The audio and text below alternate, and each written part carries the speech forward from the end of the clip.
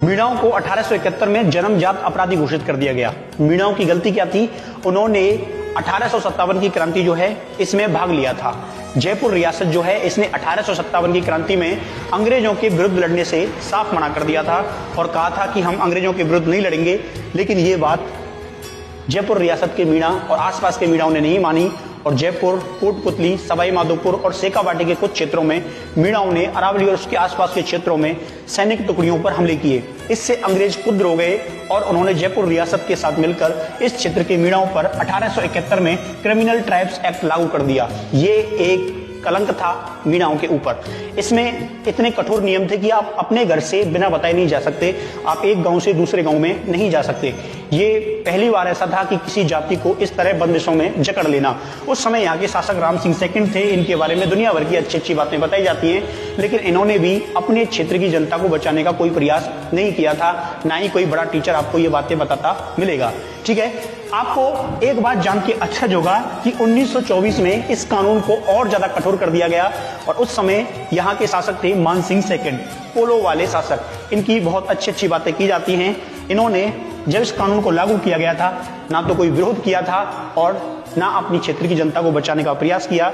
यानी कि इनकी तरफ से मीडियाओं के ऊपर कोई भी रूल्स एंड रेगुलेशन लागू कर दो, इन्हें कोई फर्क नहीं पड़ने वाला था। और सबसे बड़ी दिक्कत ये थी कि इस क्षेत्र की बहुसंख्यक जनता जो है वो मीणा जनजाति से आती थी।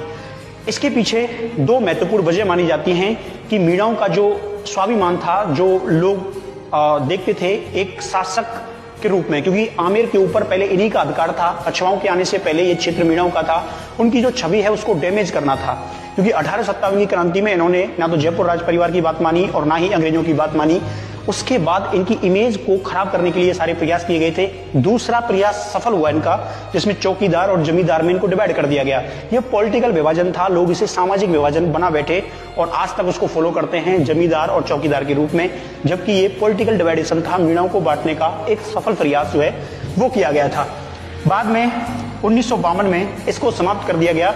सोचो, मीणाओं को दबाने का इतना सफल प्रयास किया गया कि 1947 में पूरा देश आजाद हो गया, लेकिन इस कानून को समाप्त नहीं किया गया। और 1952 यानी कि 31 अगस्त 1952 को मीणाओं के ऊपर से ये कलंक हटाया गया। इसको हम जयराम पेशा दुनिया भर के कानूनों के नाम से जानते हैं। सोचो, देश की आजादी के 5 साल बाद भी मीणाओं के ऊपर ये लॉ लागू रहा। तो ये इतिहास में एक कुछ ऐसी चीजें हैं जो गलत थी, लेकिन फिर भी इनको एंजॉय किया गया दबाने के लिए और लोग इनसे परेशान हुए। ठीक है, तो आगे से याद रखना क्रिमिनल ट्राइब्स एक्ट 1871।